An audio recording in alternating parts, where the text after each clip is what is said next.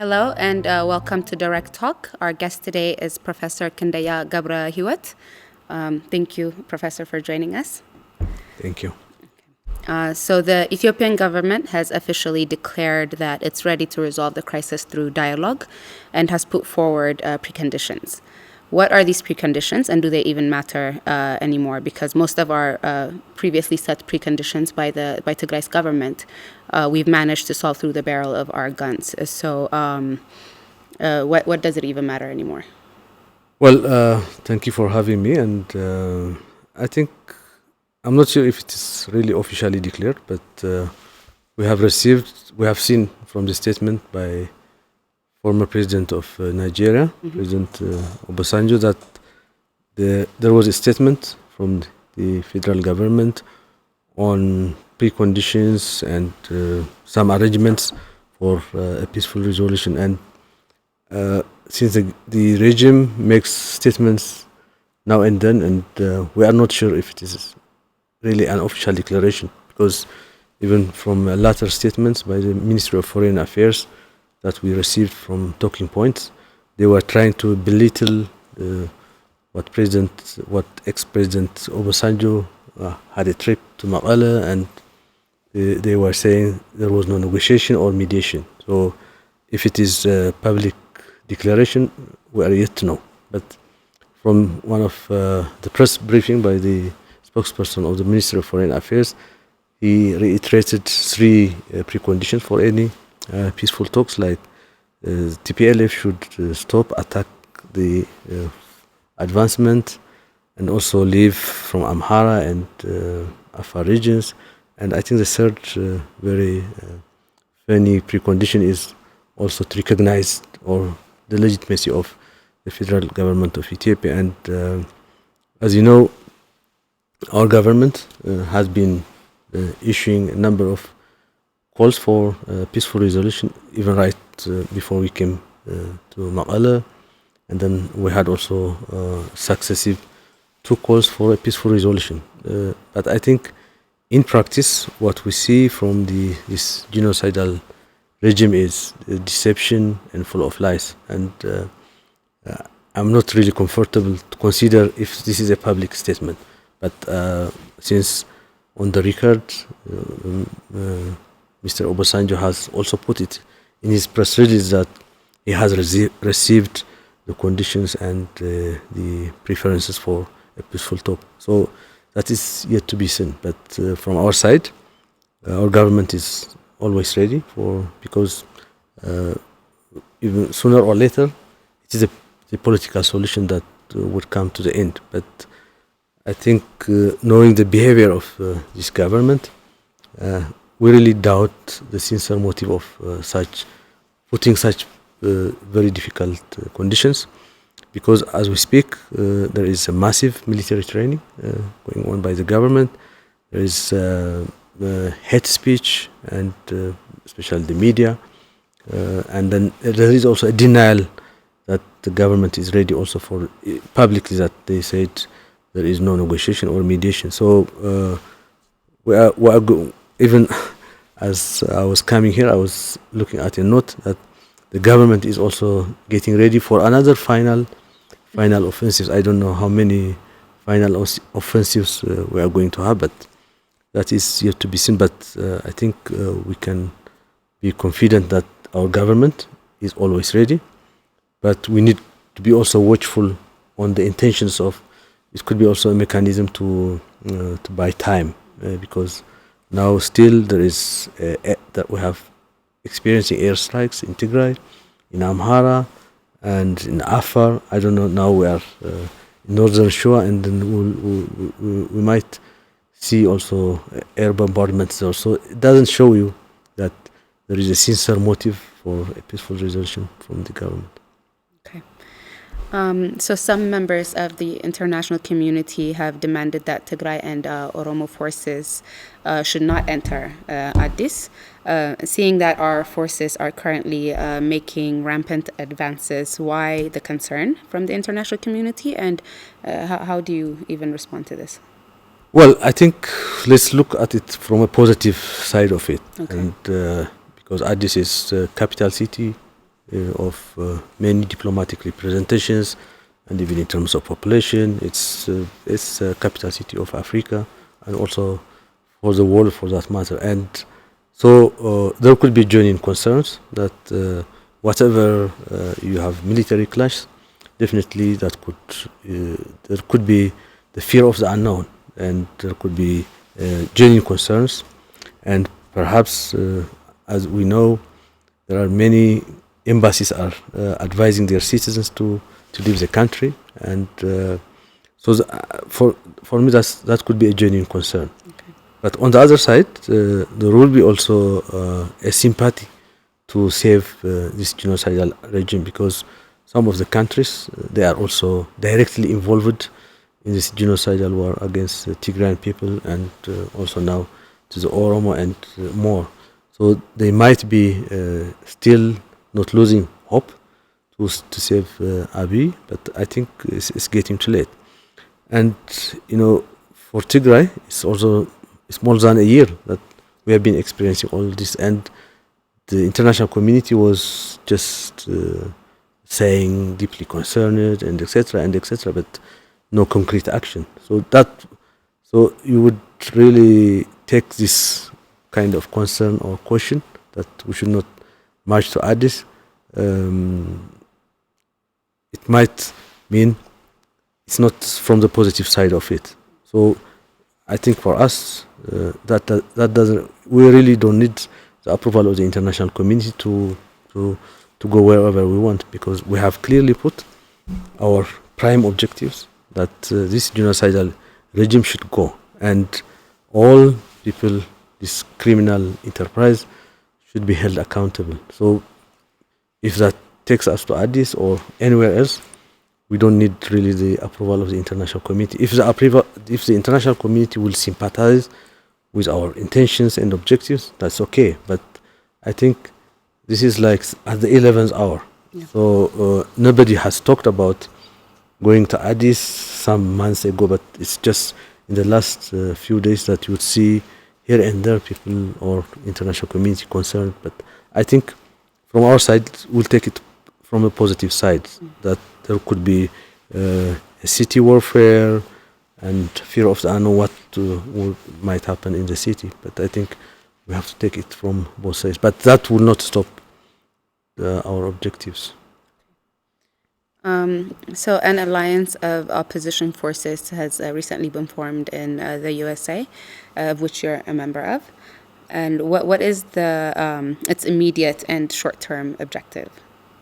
Well, this has been going on for some time, and there has been discussions with different fronts, different political parties that are at least united in dismantling this genocidal regime.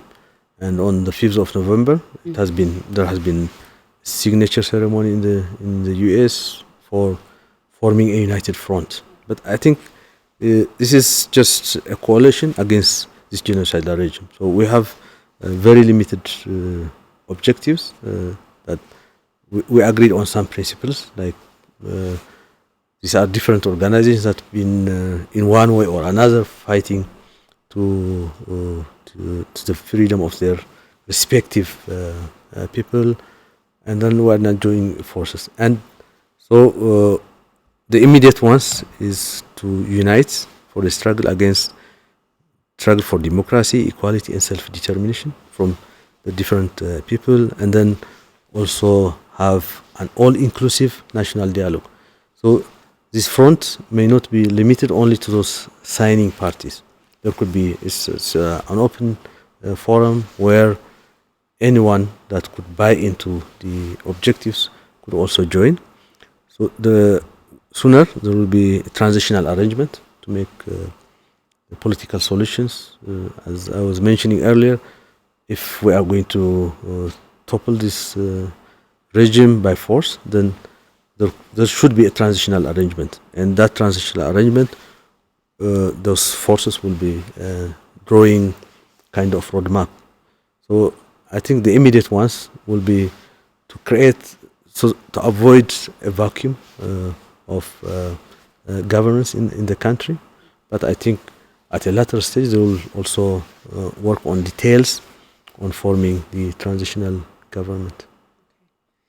The joint report by EHRC and UNHRC on the investigation of human rights violations in Tigray was recently released, and your government has made its opposition very clear, of their findings very clear. So what is your basis of this opposition?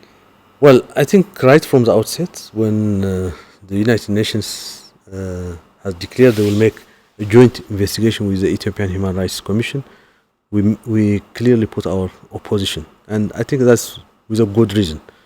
This is a commission that is getting its budget from the government of Ethiopia, and the people appointed there, like the director, are also handpicked by Abiy Ahmed. So we felt, and also some of the practice this Human Rights Commission of Ethiopia has been doing was very biased.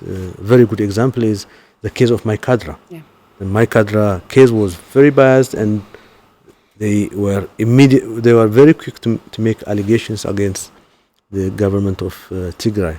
And all the records, like there was a report about the Aksum massacre, and then they were quick to make a follow-up so that they will cover up for the government.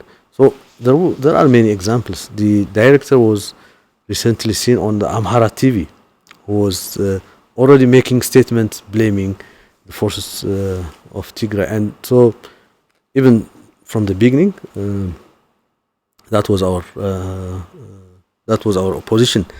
And then later on, when the report was out, and that really proved that we were right for many reasons.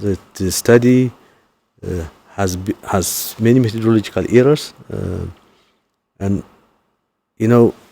even the University of Ghent has documented more than 260 massacre sites in Tigray. These are people in Europe who made serious documentation, and this joint investigation visited only 5 or 6 sites. And even the University of Ghent offered to make this data available to the Joint Commission, which they said they don't want it.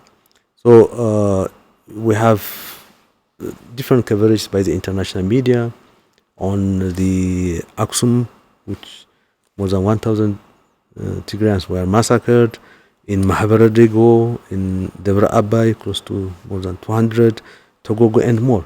These are sites that has been covered even by the international media, which, if they care, they could have done a number of studies.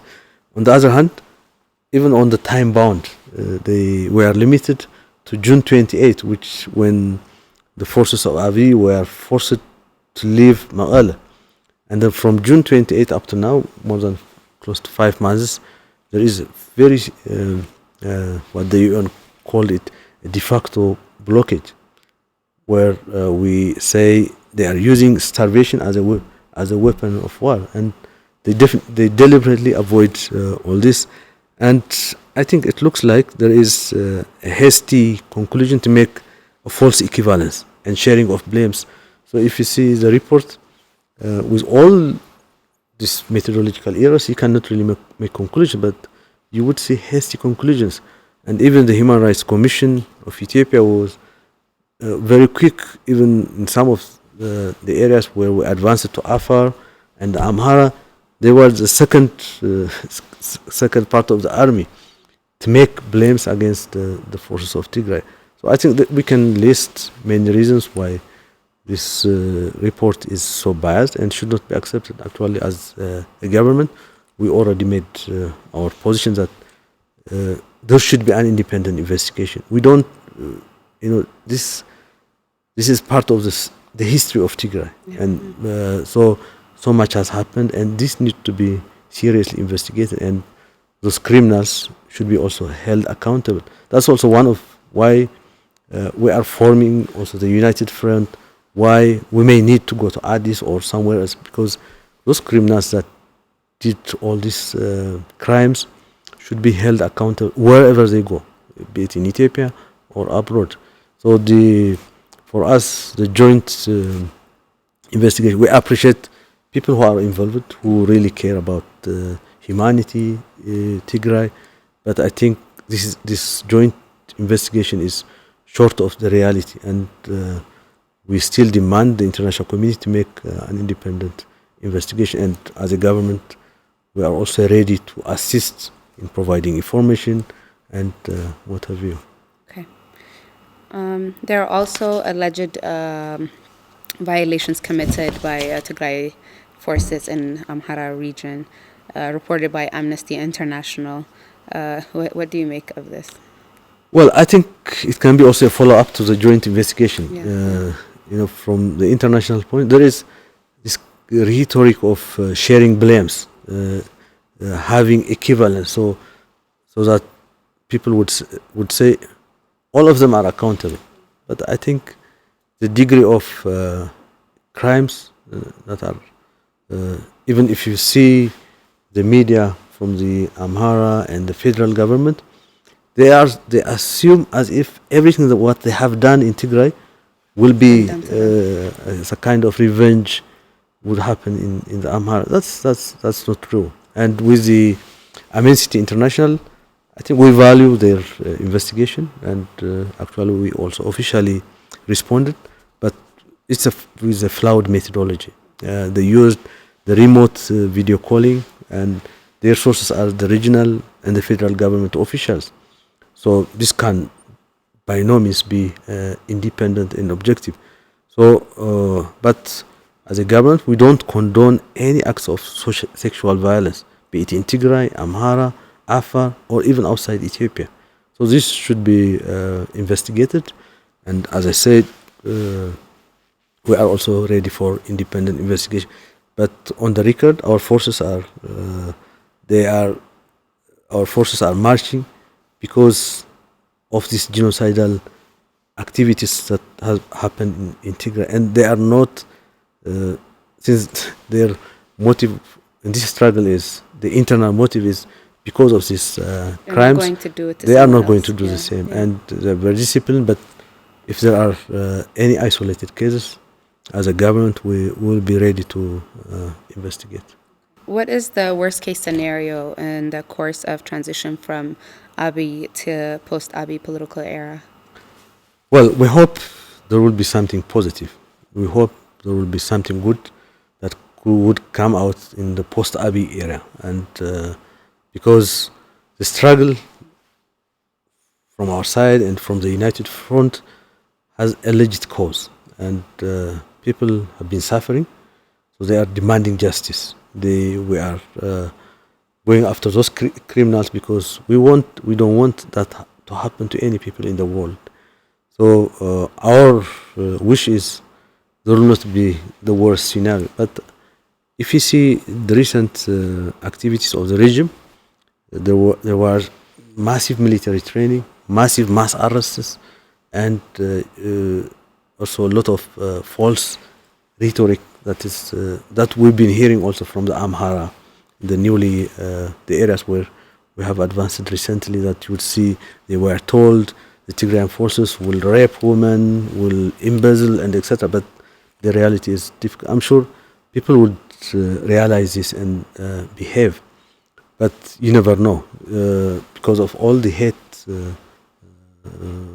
rhetoric that has been built. There could be anarchy in the capital city, and then once you have the capital city, and you have also the regions. So we may not be sure what might happen in the different regions, but we are also putting our detailed plans for any eventuality should we march to the capital city. And there could be also massive internal displacement, warlordism, and destruction of public entities, and etc., and looting. But I'm sure we will also put it in our plans. We are also discussing with many actors. The same was being told in 1991 that Addis will be another Mogadishu, and etc. But I'm sure the people of Ethiopia would also sense anything that goes in the wrong direction will be a mutual destruction, a collateral damage. So I hope that will not happen. Thank you, Professor, for your time. Thank That wraps up our program for the evening. Thank you for joining us. Good night.